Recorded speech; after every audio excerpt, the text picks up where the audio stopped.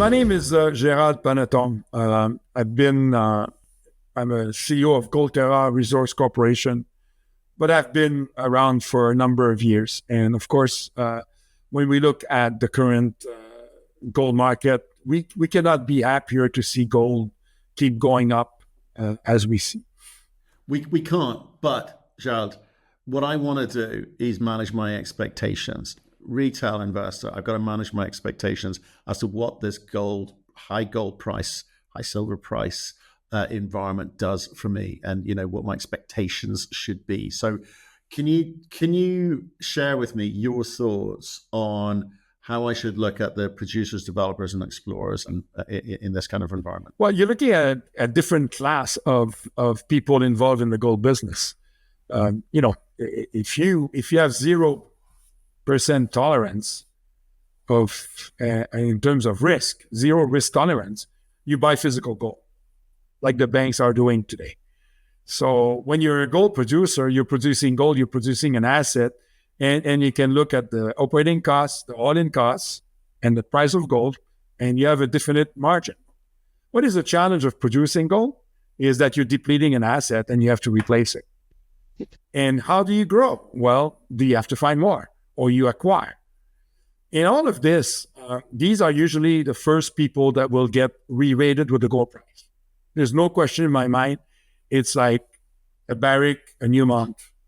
But you look at them, they have very, very difficult growth profile. I was even looking at some of the assets that just got sold in Canada. That's an interesting topic as well. How much people were willing to pay for those assets sold by Newmont. That's a topic on its own. Right. But I get why producers are enjoying this environment, because they're making more margin on their ounces that they're producing, and that more money means options to do M&A, as you say.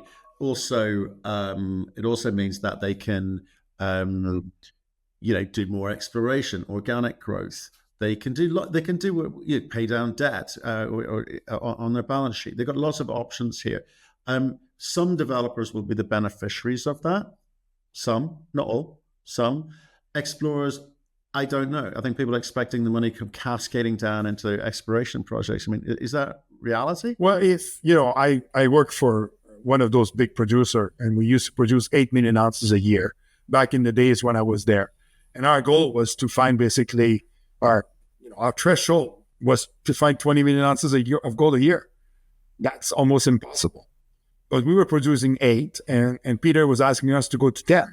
So you got to look at what you're able to acquire, and sometimes it becomes very difficult. I think companies that produce more than 2 million ounces a year are in a difficult position, even starting at 1 million ounces, because if they want to grow and show some growth, for me, it's more about margin. I think my focus on high grade is margins, because if you produce, for example, they just got out of the numbers for Fruta del Norte. The average all-in cost around the world is somewhere between $1,500 to $1,700 an ounce, roughly.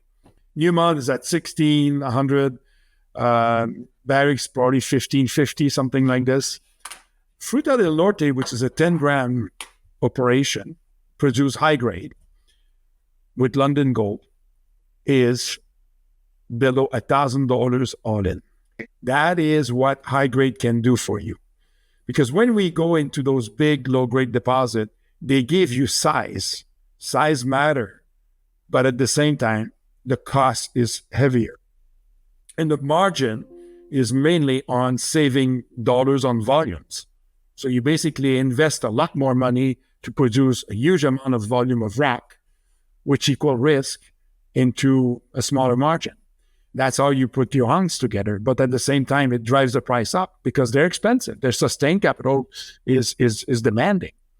When you look at the junior market explore different things. Low grade, high grade, medium grade, different place in the world, different risk, geopolitical risk, environmental risk, permitting risk. So there's a lot of things to look at when you invest in a junior. But I guess what I'm trying to work out is, do I just go invest in producers? Do I invest in advanced development stories because the risk and the time frame is just not, it's not as good as it once was for explorers? Or is there still upside to be had? And if so, how do these exploration companies take advantage of this marketplace to display their wares so that people understand why it's valuable? It's based on your risk tolerance, I think. I think it has a lot to do. If you want to have upside on gold price and take zero risk, just buy gold, physical gold, not paper gold. Stay away from paper gold. My advice to anybody, and including myself, I own physical gold. All the gold that I purchased from the first gold bar at Detour, I still have it. 5 kilo. Store somewhere. Physical gold, you never lose. Paper gold, you don't know if they own the gold. You don't know if they've landed. You don't know if physical gold. There's a couple of outfit that certify that they have the physical gold and they don't trade it. But I was told recently that there is probably, for 1 ounce of gold, there's maybe 100 different paper claiming it. More than 100. I was told a number of 149, which I find like crazy. Now, gold is gold. So people wants to have value and invest in a company that deliver gold, because a mining company gives you 2 plus value. The plus value of finding gold, the plus value of gold price going up. So if the margin is higher and bigger and you find more gold, then you have an upside with the major company. And your risk tolerance maybe say is, I invest in this company because it's 20% risk. But look, Newmont dropped 20% on missing is third quarter by 5%. They missed their third quarter by 5%, and they dropped the stock down to 20%. How do you feel about your shareholder of Newmont? They deliver almost there, but the market reaction dumped it 20% down. It hurts. And the junior market, on average, is about 90 to 95% discounted currently. But the reward, the plus value appreciation on investing in a junior with the right project, with the right team, the right people that I know how to develop and create that value is your biggest return. No question. It can be. But again, I think there's so many examples where that value has been destroyed. I come back to... But it got destroyed by the market. Destroyed by the market. And okay, there are people who don't have your track record who have given it a go, but don't really know what they're doing, or playing a lifestyle game, whatever the tricks of the trade are, to not deliver something ever. They won't make a discovery. They can't take that discovery through the economic study phases. They can't get the financing. All of those things that mean that sometimes people need to take personal responsibility for that, and sometimes, maybe the market, okay? But as a retail investor, I can look at a world of investment opportunities. Some things that I understand better, like software companies. I can use that software. I understand that. Makes sense to me. Mining seems much more complicated. It's almost a barrier to entry in the sense that you'd only really invest in things you know. I mean, what can the industry, whether they be producers, developers, or explorers, do better to help retail get comfortable with investing in this space again? Transparency. I would just say that as a very, very first out of my own mind. Your transparency at doing the work that is necessary to bring the plus value. The focus of the management. Where are they working? I still remember when I left Barrick, I said I would focus in Canada and the US. I haven't changed my mantra in almost 20 years. I'm a person who believes in working in the environment that is less risk for me on the geopolitical side. The environmental demand in Canada is at a higher standard. And I am big for helping also all the stakeholders. For me, creating value in Canada is creating value in my own country. It's not, you can create value elsewhere, don't get me wrong. And some people will do it very well as well. We always create value when we go into another country. And because the stakeholder needs to be rewarded from that. There used to be a lot of benefit for everybody. But going back to Can Barrick, for example, be a two-bagger with the gold price? Well, you're going to need to have a gold price that goes to $4,000, maybe. Or you're going to have to make a huge discovery or put Reko Diq in production and achieve that. And then maybe you produce 5 million, 6 million ounces. That's the reward of Barrick. It's a long, long way. A discovery will not move the needle for Barrick. But, for example, if we go back to Gold Terra, it's not that I want to talk about Gold Terra, but that's probably the story I know the best. And there are the good story, don't get me wrong. But we did something very special. We are optioning the Con Mine to purchase it 100% from Newmont. This is exactly what allowed us to build Detour in 6 years. After finding all the ounces necessary to build the mine, we had already the mining lease and the surface right negotiated with Gold Corp Canada in the first year of our existence at Detour in 2007. So when we had all those feasibility study done in 2010, 4 years later, we had a mining lease and a surface right. So we didn't have to go through permitting the same way people have to go in a greenfield project. So our brownfield project had a huge advantage. Similar for Canadian Malartic and for Detour Lake. Those two projects got built because of their brownfield leverage. Con Mine is the same thing. And that's why our ounces should be valued, but I'm not the market. The market value you. Even if I believe it's worth $50 an ounce, the market is not giving me this for a reason. Either they don't believe in the project or they're waiting for me to re-rate the project and achieve my thresholds. It's a tough road. It's very tough road, and I appreciate the kind of transparency element here, and the kind of you've got to show some kind of competitive edge in quite a bit busy space for sure. But but I've also got to think about, well, what are some of the other things which are going to maybe deliver success for certain companies and not others? At the moment, funding has been really, really difficult out there. People talk generically about the availability of alternative financing, whether they be, royalties or JVs or farming agreements or, equities, whatever the thing is.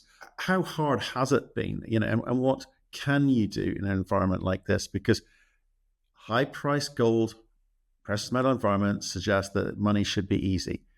For explorer co's, is it, and when will it be? Not necessarily. I don't think you can compare, for example, the Detour days. Gold, first of all, went from $450 to $1,900 an ounce. This is 300%. This is threefold. There's a three-bagger on the gold price during the Detour Lake story and another story between 2007 and 2011. Okay?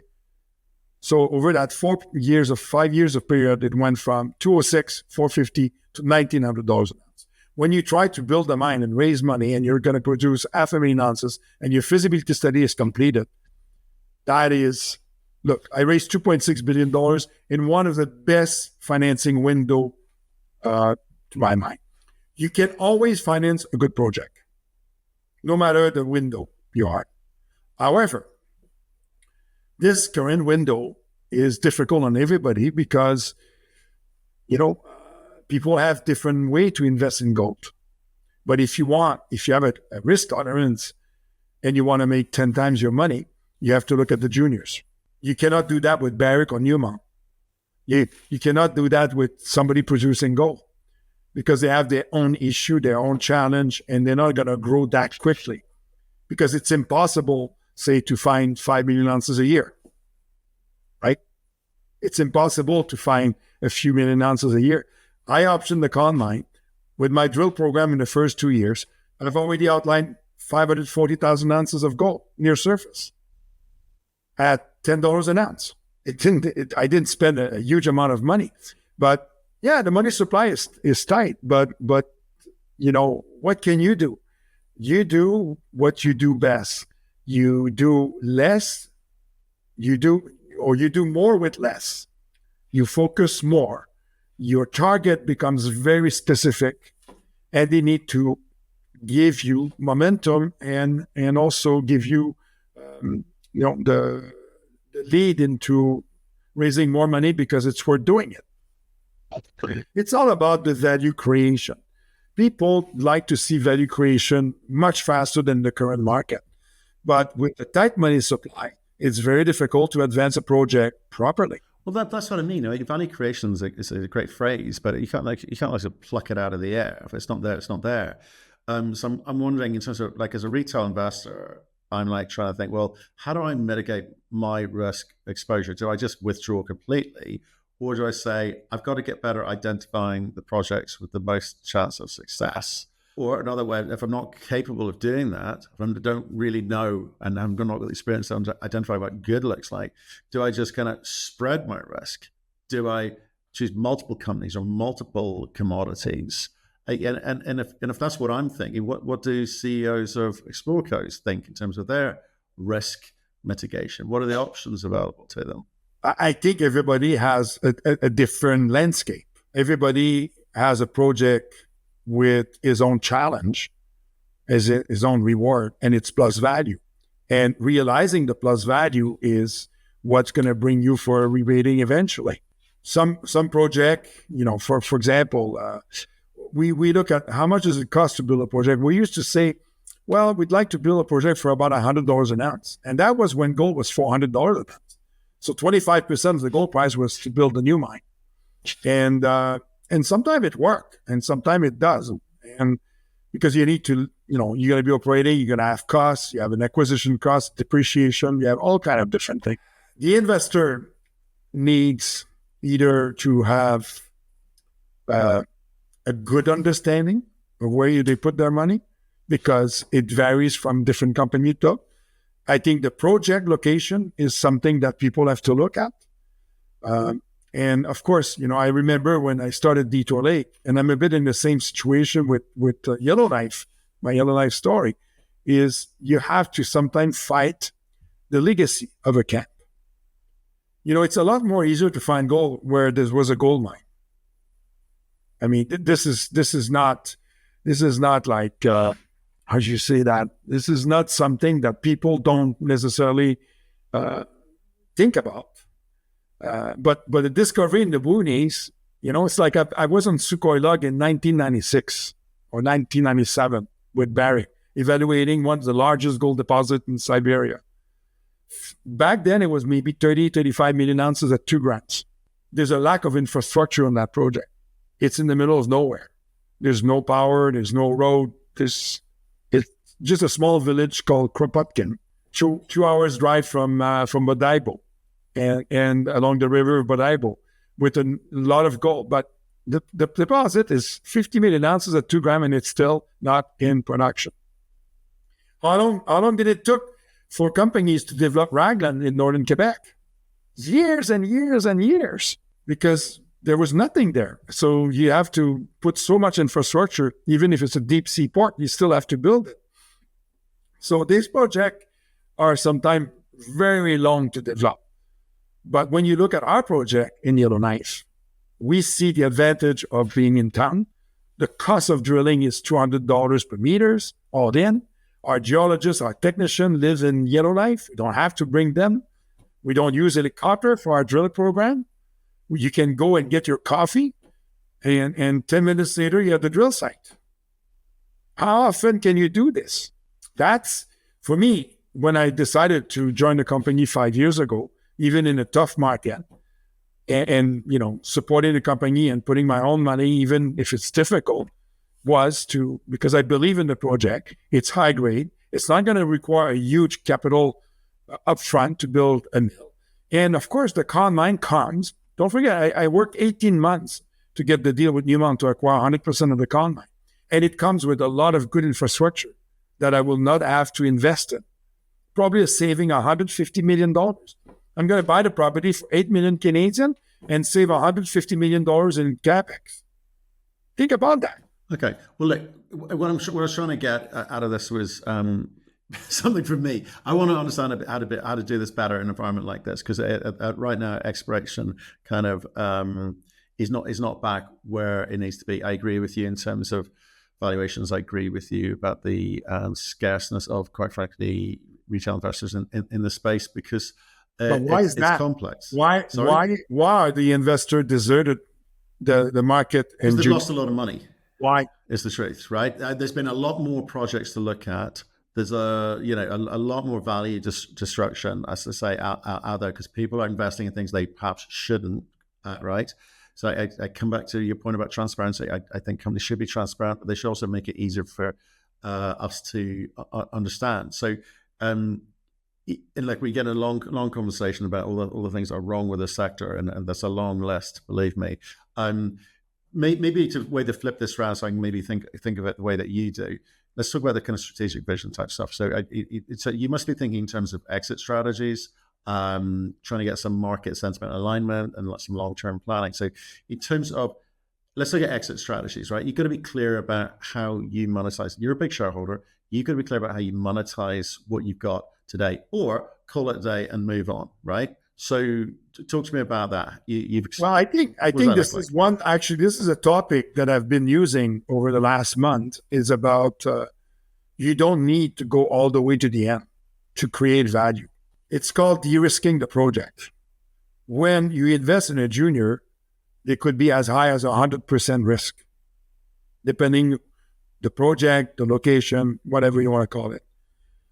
The investors, which we have a responsibility to inform the best we can as what is the risk and what is your threshold. For example, I told people that we need 1.5 to 2 million ounces to build a mine on the Con mine.